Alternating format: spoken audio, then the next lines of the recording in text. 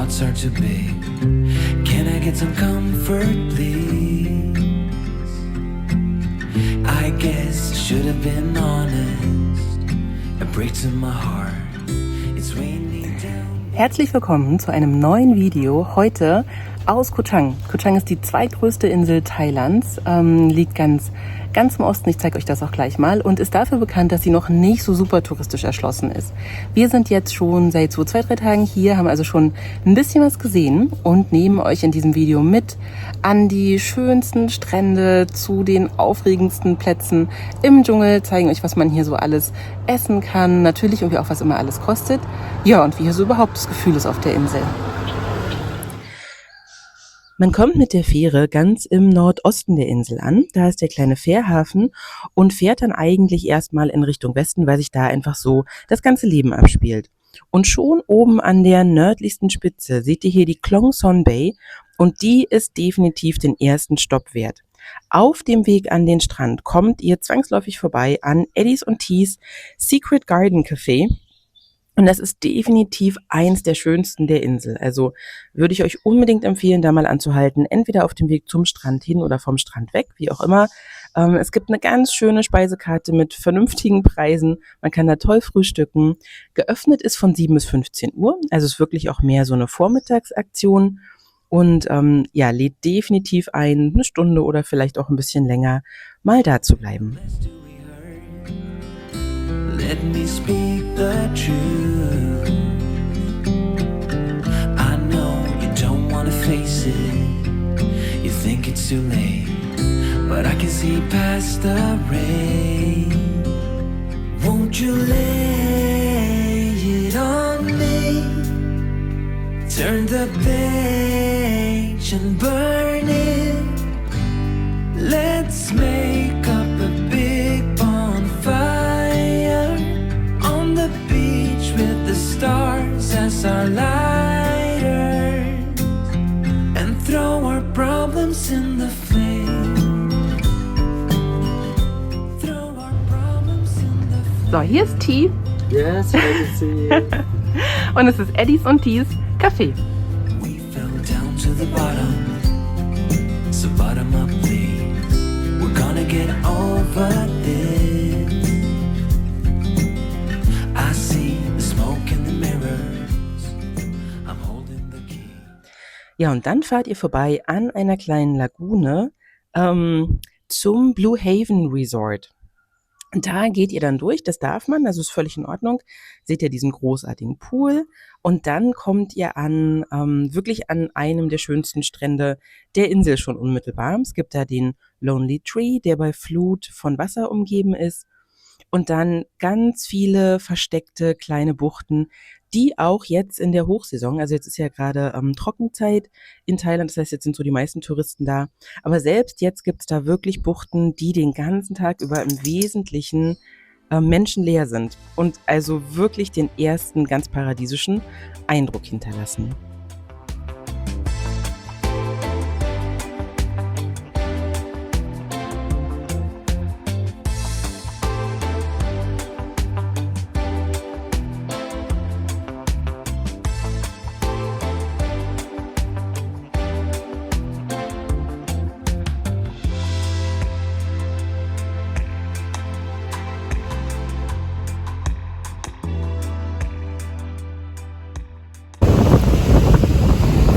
Hier gerade an der Spitze der Insel, natürlich ohne Mikro, aber ich wollte es euch trotzdem einmal zeigen.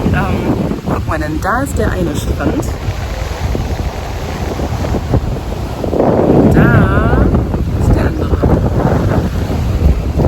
Also so eine winzige Landzunge, total schön.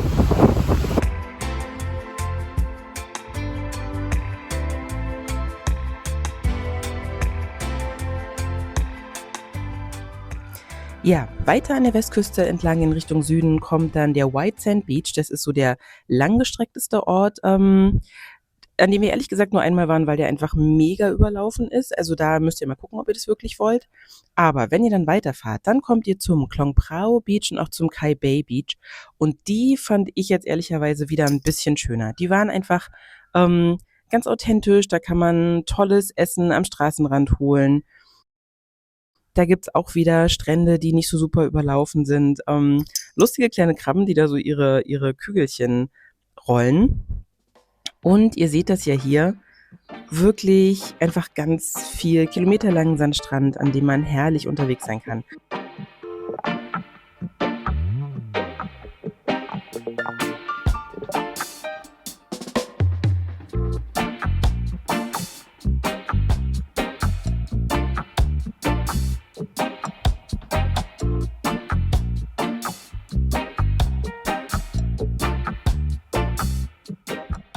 Und es gibt, das muss man vielleicht wissen, zwischen Calais und Klong Prao gibt es eine Lagune, die man nicht ohne irgendein Gefährt überwinden kann. Man kann durchaus schwimmen, aber wenn ihr jetzt so Sachen mit dabei habt, einen Rucksack oder so, dann kommt ihr da nicht drüber. Also dieser Fluss, den ihr hier seht, der ist so tief, dass man da eben nicht einfach so durchlaufen kann. Wir hatten Glück und uns hat ein Kajakfahrer die Rucksäcke rübergebracht und dann konnten wir da zum Sonnenuntergang auf die Klong Prao-Seite quasi weiter wandern. Und dann auch noch einen kleinen Sundowner nehmen. Also das werdet ihr sehen, es gibt super viele Beachbars, die ganz schöne Cocktails anbieten, natürlich irgendwie auch einfach ein Bier und was Kleines zu essen. Und es macht wirklich Spaß, einfach da zu sein.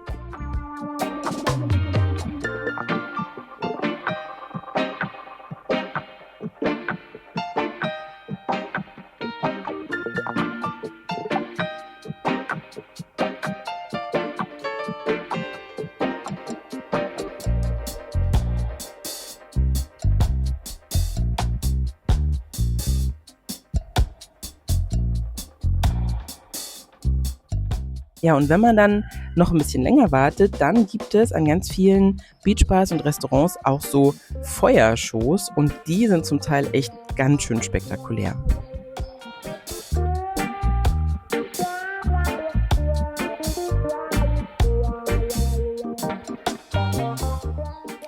Noch ein kleines Stückchen weiter in Richtung Süden kommt dann der Lonely Beach und das war der Ort, an dem wir die erste Woche verbracht haben im Blue Sky Resort. Und das ist wirklich, also ihr seht das ja, ein traumhafter Strand, auch nicht so überlaufen.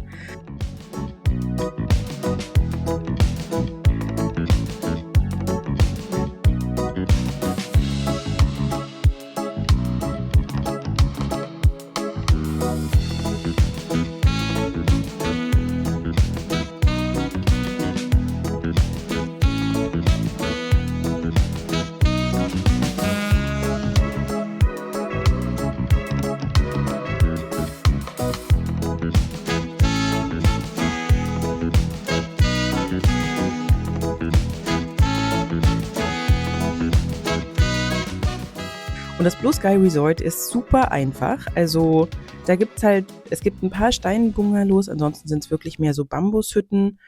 Wir waren in so einer ganz, ganz einfachen Bambushütte mit einer kleinen Hängematte vor der Tür. Da gab es jetzt auch nicht mehr als wirklich nur ein großes Bett, ein Moskitonetz und ein Bad mit kaltem Wasser. Aber wir haben uns da richtig wohl gefühlt. Das Einzige, und das will ich jetzt auch nicht unterschlagen, ist, dass in Lonely Beach so die großen Clubs sind und wir hatten tatsächlich bis 6 Uhr morgens ganz oft die Beats von der Himmelbar nebenan in der Hütte. Also je nachdem, wie feierwütig oder ruhebedürftig ihr so seid, ist das dann jetzt für euch besser oder schlechter geeignet. Ich weiß nicht, ob ich unbedingt nochmal in die Ecke fahren würde, aber der Lonely Beach an sich ist wirklich, wirklich richtig schön. Also das ist, glaube ich, echt mein Favorite. Da sind so die Beachbars ganz entspannt und haben so einen Reggae-Vibe irgendwie.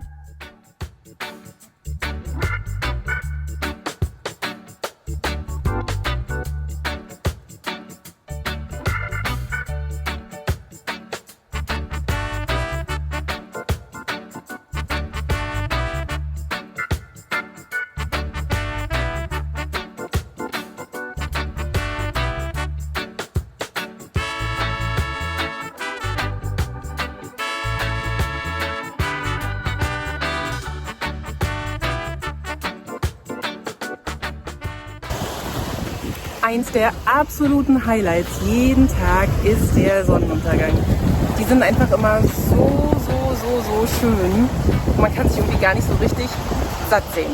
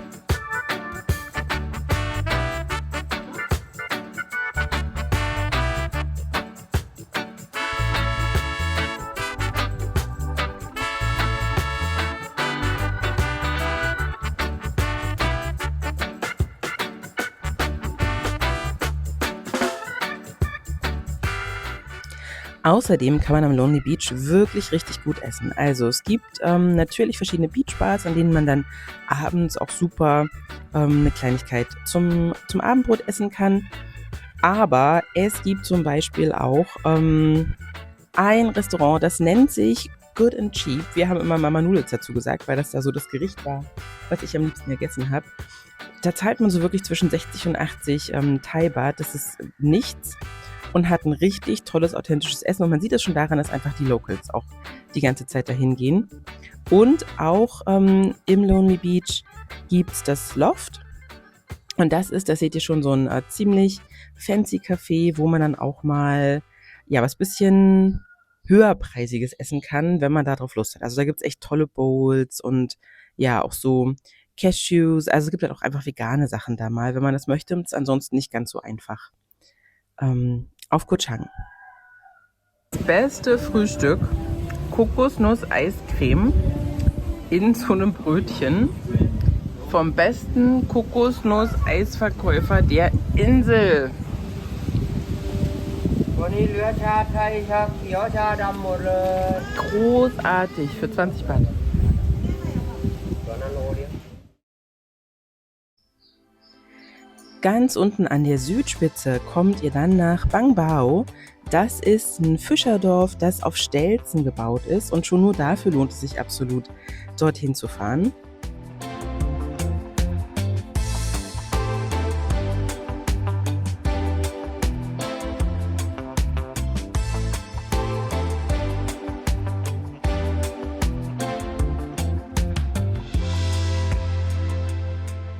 Auf dem Pier gibt's dann so relativ langgezogen verschiedene Geschäfte und auch Restaurants. Und wir waren da, weil wir eine Schnorcheltour gebucht haben. Wir wollten also noch ein bisschen mehr sehen und haben eine der zahlreichen, es gibt so 3 Insel, 4 Insel, 5 Inseltouren mit Schnorchelaufenthalten. Und das war wirklich eine super Entscheidung. Also wenn ihr ein bisschen Zeit habt auf Koh Chang, macht das auf alle Fälle auch. Nehmt euch einen Tag, bucht euch das. Wir haben 600 Baht bezahlt. Das ist irgendwie echt nichts. Man hat dann auch noch Mittagessen mit an Bord. Man bekommt Obst und Kaffee und Wasser, so viel man möchte. Und wir sind da an Inseln gefahren, an die wir natürlich sonst ohnehin nie gekommen wären und die so traumhaft waren, dass Schnorcheln da total Spaß gemacht. Ja, ich glaube, die Bilder sprechen hier so für sich. Schaut euch das mal an. Also das war wirklich ganz großartig.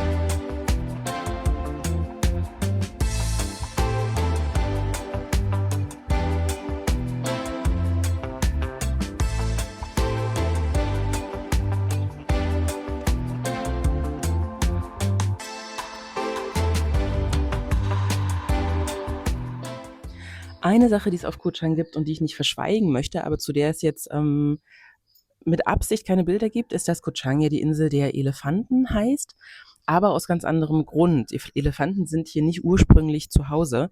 Es gibt mittlerweile aber verschiedene Elefantencamps auf der Insel, die, soweit ich das jetzt recherchiert habe, nichts mit artgerechter Haltung zu tun haben.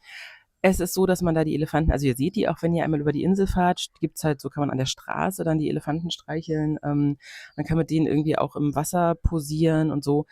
Ich finde das nicht okay und habe deswegen das nicht gefilmt und würde das auch nicht irgendwie unterstützen wollen. Ich wollte es euch aber sagen. Also das gibt's hier. Kann, glaube ich, jetzt jeder sich eine eigene Meinung dazu bilden. Ja, also auch das ist ein Teil von Koh Chang.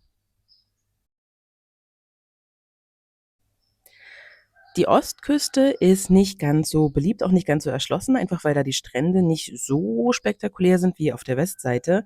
Aber auch da gibt's wirklich super nette Ecken und ein absoluter Geheimtipp immer noch ist Ronnie's Coconut Organic Garden. Ihr seht an den vielen netten Bewertungen, die auch überall im Café aushängen, dass es wirklich eine tolle Küche hat. Also den Mango Sticky Rice habe ich auch probiert und der war also wirklich der beste, den ich bislang so auf der Insel gegessen habe. Und was ich aber einfach auch super klasse finde, ist, dass der Garten total schön ist und dass da so ganz touristenfreundlich Schilder an den Pflanzen sind. Also ich hätte jetzt zum Beispiel nicht gewusst, dass so eine grüne Pfefferpflanze aussieht. Genau, also da würde ich, wenn ihr auf die Ostküste fahrt, wenn ihr euch dann einen Scooter ausleiht, da solltet ihr auf alle Fälle mal anhalten.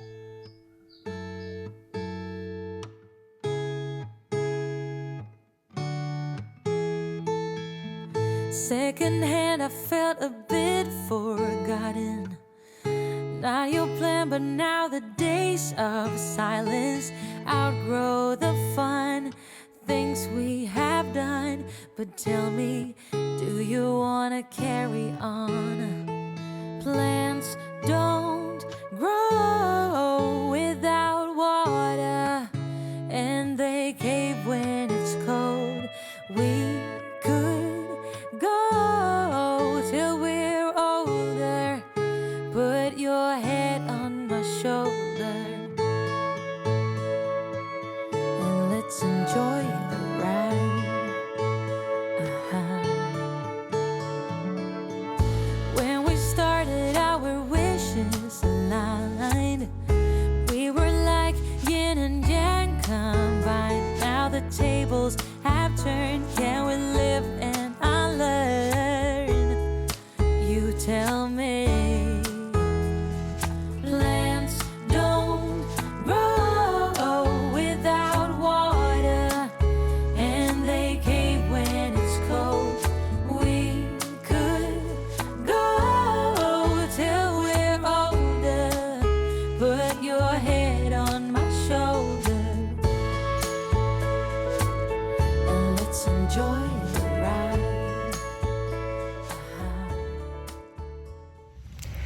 Ich beende dieses Video vom Strand hier im Blue Haven und hoffe, dass euch Koh Chang ganz genauso gut gefallen hat wie uns. Wenn das so ist, dann lasst gerne ein Like da, abonniert den Kanal, wenn ihr wissen wollt, wo es für uns als nächstes hingeht. Ich kann schon mal sagen, das ist ein ganzes Stückchen weg von hier. Und dann wünsche ich euch jetzt einen schönen Sonntag, eine schöne Woche und bis zum nächsten Video.